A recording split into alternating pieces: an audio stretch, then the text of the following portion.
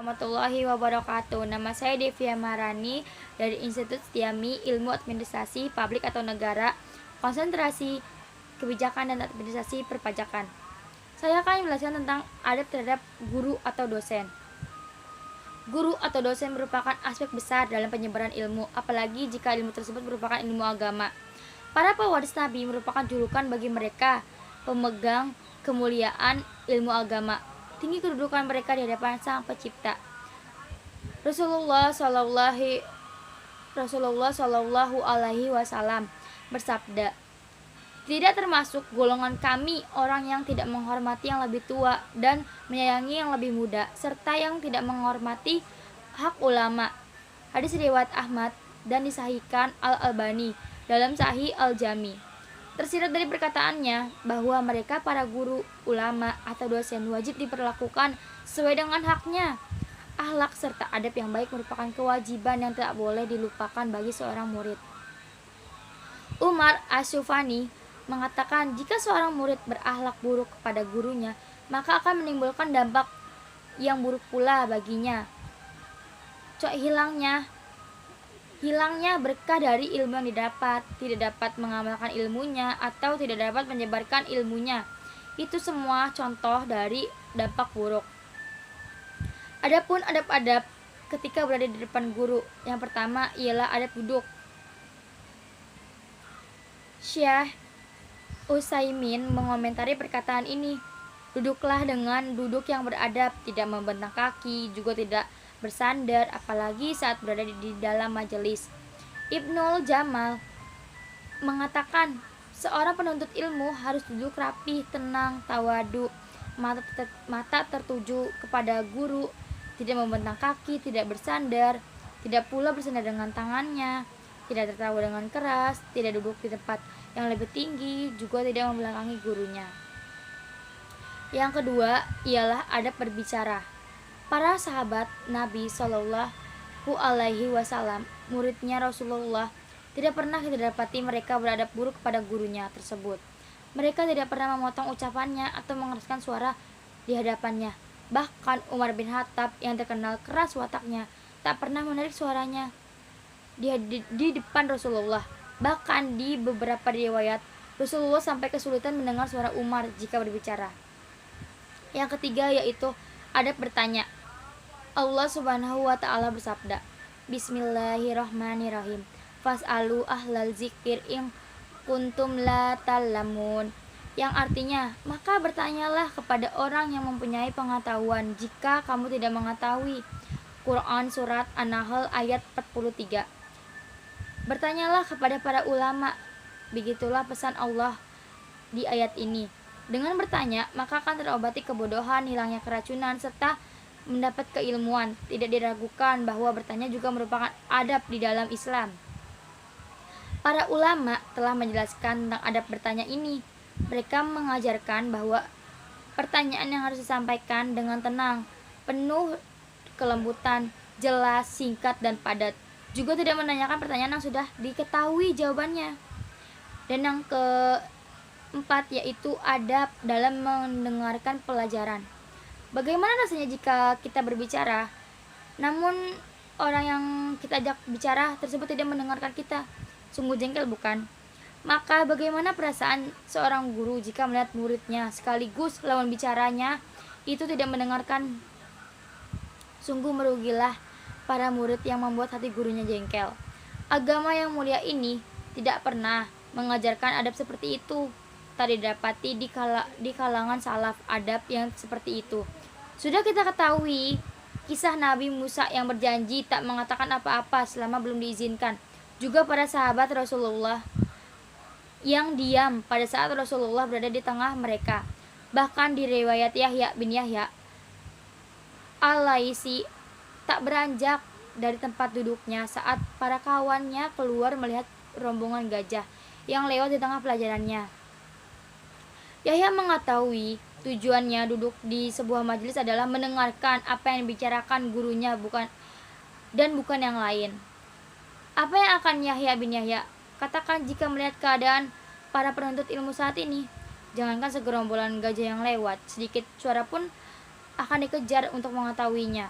seakan tak ada guru di hadapannya. Belum lagi yang sibuk berbicara dengan kawannya di sampingnya, atau sibuknya dengan gadgetnya mungkin. Mendoakan guru. Banyak dari kalangan salaf berkata, Tidaklah aku mengerjakan sholat kecuali aku pasti mendoakan kedua orang tuaku dan guru-guruku semuanya. Adab-adab dalam menyikapi kesalahan guru. Para guru bukan malaikat, mereka tetap berbuat salah. Jangan juga mencari kesalahannya. Ingat firman Allah. Dan janganlah mencari-cari keburukan orang, dan janganlah menggunjing satu sama lain. Adakah seorang di antara kamu yang suka memakan daging saudaramu yang sudah mati? Maka tentulah kamu merasa jijik kepadanya. Quran Surat Al-Hujurat ayat 12. Allah melarang mencari kesalahan orang lain dan menggibahinya.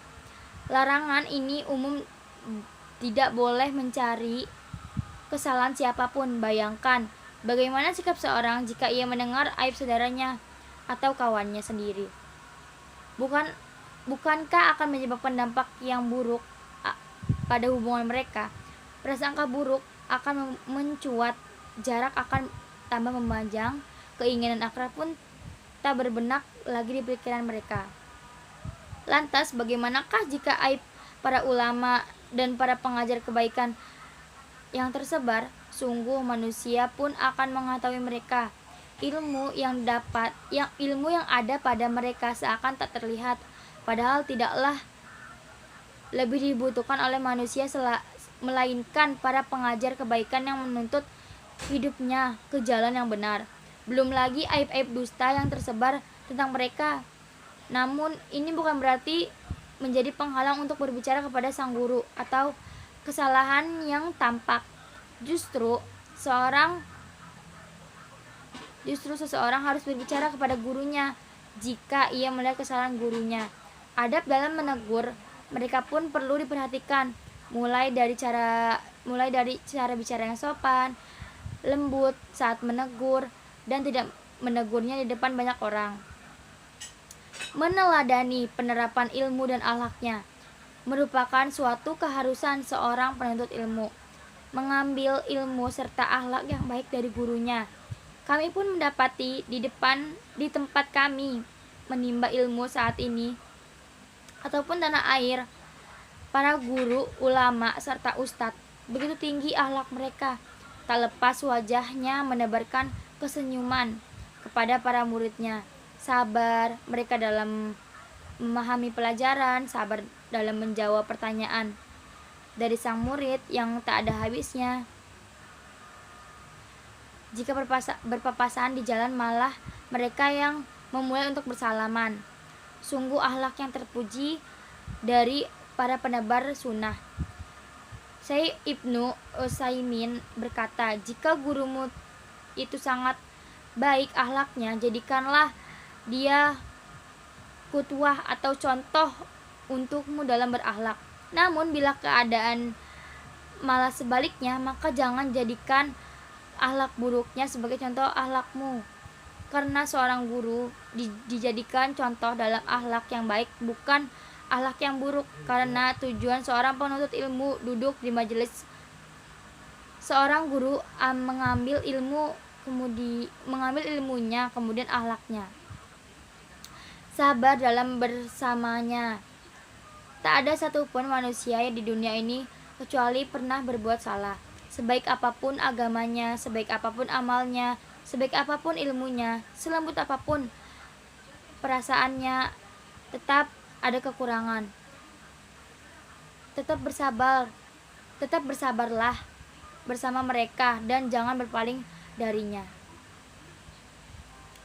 Besar jasa mereka, para guru yang telah memberikan ilmu kepada manusia yang kerap menahan amarahnya, yang selalu merasakan perihnya menahan kesabaran. Sungguh tak pantas seorang murid ini melupakan kebaikan gurunya.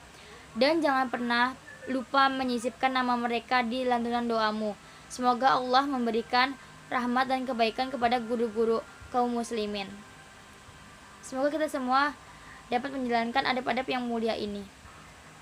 Sekian dari saya. Wassalamualaikum warahmatullahi wabarakatuh.